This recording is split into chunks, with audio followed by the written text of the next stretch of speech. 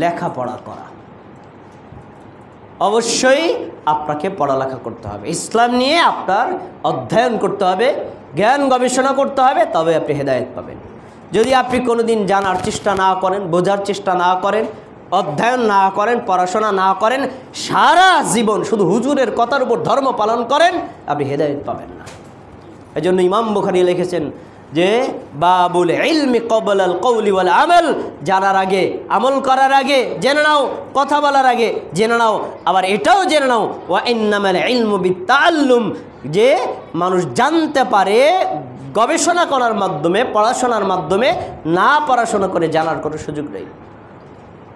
উকবা ইবনে আমির রাসূলের একজন সাহাবী, তিনি বলেছেন তাআল্লামু ক্বাবলা যান্নিন, এই মিয়া, ধারণা করে কথা বলার আগে একটু পড়াশোনা করো, ধারণা করে আমল করার আগে একটু জানার চেষ্টা করো। জানলেই তুমি সত্যটা বুঝতে পারবা, তুমি পড়ালেখা করলেই তুমি বুঝতে পারবা। পড়ালেখা করো না আর আন্দাজে ধর্মে নিয়ে বোম মারো, তুমি কখনো হেদায়েত পাবা না। এই জন্য আপনাদেরকে বিনীত অনুরোধ করছি, ইসলামের মৌলিক যে উৎস কোরআন অর্থসহ পড়ুন, হাদিস বুখারী মুসলিম তিরমিজি আবু দাউদ নাসাই অর্থসহ পড়ুন। কোনটা হক আপনি নিজেই বুঝতে পারবেন, আমার কথা শোনা লাগবে না। 4 নম্বর হলো ধর্মীয় নেতাদের উপর নির্ভরশীল না হও। আমার প্রত্যেকটা পয়েন্ট কিন্তু গবেষণালব্ধ খুতবা, আপনাদেরকে অনুরোধ করছি। আমি মানুষ ছোট, গবেষণা ছাড়া কোনো কথা বলি না। ধর্মীয় নেতাদের উপর যারা নির্ভরশীল হয়ে ধর্ম পালন করে, এরা হেদায়েত পাবে না। হুজুর যা কয় তাই কই, এত কিছু চিন্তা করার দরকার আছে? হুজুর কি না বুঝে কইছে? আর উনি কি একা, কত হুজুর আছে না? এগুলো নিয়ে ভাবার দরকার নেই, হুজুর যা বলে তাই ঠিক, চোখ বন্ধ করে মেনে নাও। যারা হুজুরের উপর নির্ভর করে ধর্ম পালন করে তারা হেদায়েত পাবে না, কারণ তারা জানে না বহু হুজুর আছে কোরআনের বিরুদ্ধে কথা বলে, বহু হুজুর আছে চলন্ত জীবন্ত হাদিসের বিরুদ্ধে কথা বলে।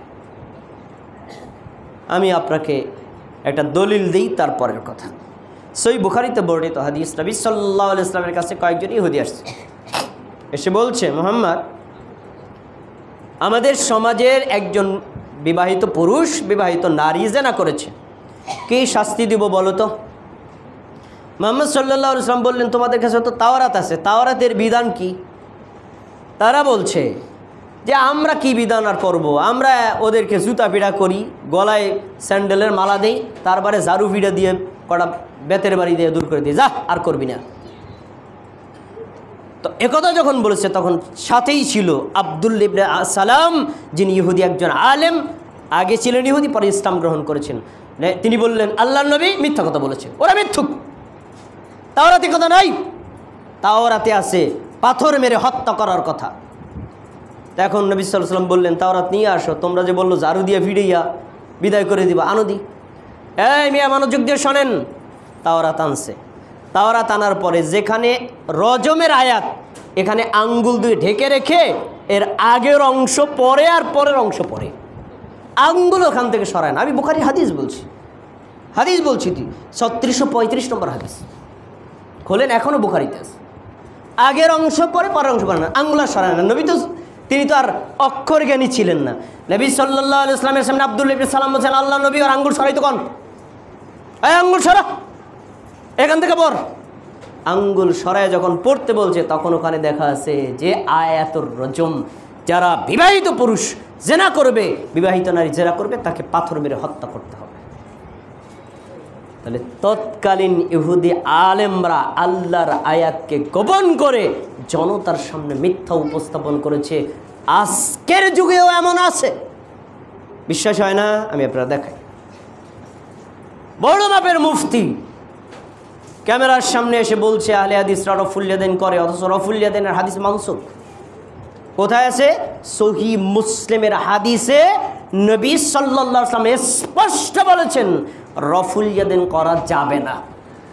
হুজুর খুলে পড়ে শোনান, মুসলিম থেকে তিনি পড়ে শোনাচ্ছে, জাবির বিন সামরা থেকে বর্ণিত হাদিস।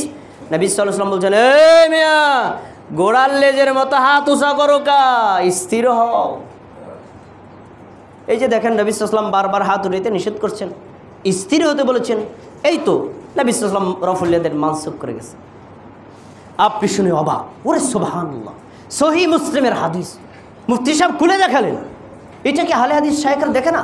তাহলে আমরা কেন রফুলিয়ে দিন? ওই মুফতি সাহেবের বলেন ভাই পরের হাদিসটা পড়েন, পড়বে না। পরে জুতা দা বেড়াইবেন কিন্তু ওই হাদিস পড়বে না। কারণ পরের হাদিসে উল্লেখ করা জাবির ইবনে সামুরা রাদিয়াল্লাহু আনহু বলেন, আমরা যখন সালাম ফিরাইতাম ডানে তখন হাত উত্তোলন করে বলতাম আসসালামু আলাইকুম রাহমাতুল্লাহ, বামে যখন সালাম ফিরাইতাম তখন বলতাম আসসালামু আলাইকুম রাহমাতুল্লাহ। নবী সাল্লাল্লাহু আলাইহি ওয়াসাল্লাম বললেন সালামের সময় শুধু সালামেই দেবা, হাত উঠাবা না। এই হাদিস কি রুকুতে যাওয়ার আগে আর রুকু থেকে ওঠার পরের হাদিসের উপর প্রযোজ্য হবে? হুজুর নিজেও জানে কিন্তু হাদিস শোনায় না কেন?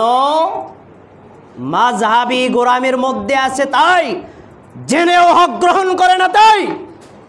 তো মুফতি হতে পারে, হেদায়েত সে পাবে না। কোরআনের আয়াত হাদিস গোপন করার মতো মুফতি বাংলার জমির অভাব নাই।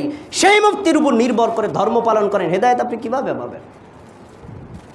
কিভাবে আপনি পাবেন?